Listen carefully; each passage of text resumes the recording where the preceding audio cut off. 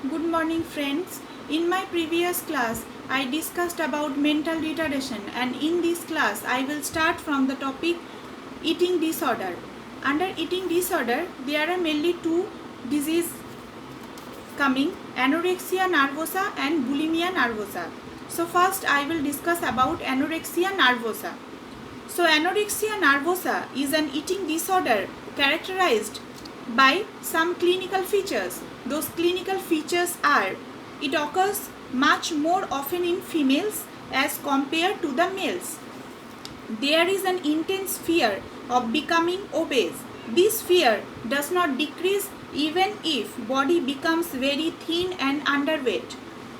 Number 3 is there is body image disturbance. The person is unable to perceive the body size accurately. However, the body image disturbances may not be seen in Indian patient. Next characteristics is there is a refusal to maintain the body weight above a minimum normal weight for that age, sex and height. Significant loss of weight occurs. No known medical illness which can account for the weight loss is present. Absence of any other psychiatric disorder, amenorrhea, primary or secondary, is often present in female. In addition to these typical clinical features, other associated features are often present. The patient imposes on self-dietary restriction, has peculiar pattern of handling food like breaking food into small bites, hiding food, and involves self in vigorous exercises. Anorexia nervosa should be differentiated from other conditions capable of causing significant weight loss. These include medical illness like hypopituitarism, lateral hypothalamic lesion, debilitating systemic illness like disseminated tuberculosis, and psychiatric disorder like depressive episode and schizophrenia. Next, coming to the treatment of anorexia nervosa. The treatment is in two phases which merge into each other: short-term treatment and long-term treatment. So there are two types of treatment in anorexia nervosa: short-term treatment and long-term treatment. Short-term treatment to ensure weight gain and correct nutritional deficiencies is if present any. Next, coming to the long-term treatment aimed at maintaining the near normal weight achieved in short-term treatment and preventing relapses. Next, coming to the various treatment modality used are: first one is behavior therapy.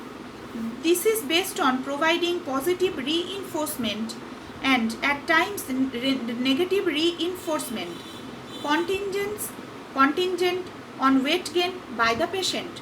The positive reinforcement are provided every day. It is not desirable to have too rapid weight gain. The gain in weight should not exceed 1.5 to 2 kg in a fortnight.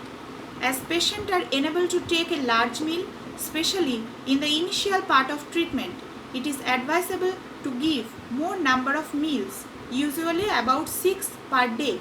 Occasionally, forceful rice tube feeding may be needed initially in resistance patient. Next, coming to the individual psychotherapy is not often successful. Third one treatment is hospitalization, which with adequate nursing care for food intake and weight gain has been helpful in short-term treatment. Next, coming to drugs, here antidepressant drugs are mainly used to treat these type of conditions. Next, coming to group therapy and family therapy. These methods are used to educate the patient and her family about anorexia nervosa and its of current social norms of slimming and fitness, since there is evidence to suggest that anorexia nervosa is far more common in countries with social pressure for slimming like USA and UK. Next, coming to the prognosis of the disease anorexia nervosa. The prognosis is generally better if the age of onset is younger The number of previous hospitalization is very low and there are no bulimic episode. The weight gain and improvement in mental attitude often precede the return of menstrual function. These are all about anorexia nervosa. Next, coming to the another eating disorder of psychiatry, that is bulimia nervosa. So bulimia nervosa is an eating disorder and it has also many characteristics. Those characteristics are: it occurs in early teen or adolescent.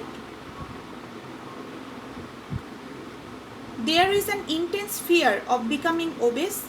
There may be an earlier history of anorexia nervosa. There is a body image disturbance.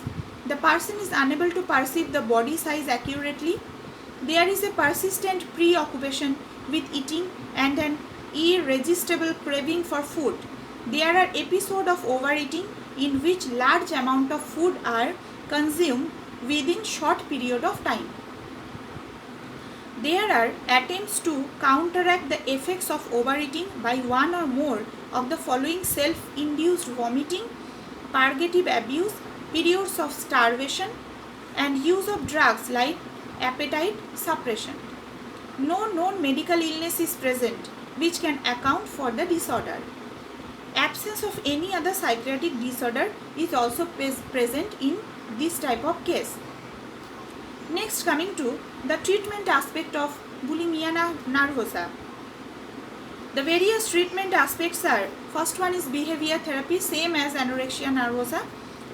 This is based on providing positive reinforcement here also. Next, coming to the psychotherapy, and third one is drugs. Here also antidepressant drugs are also given in this type of condition. And lastly, group therapy and family therapy. These methods are used to educate the patient and the family about bulimia nervosa and its treatment. So here I am completing the two types of eating disorder in psychiatry.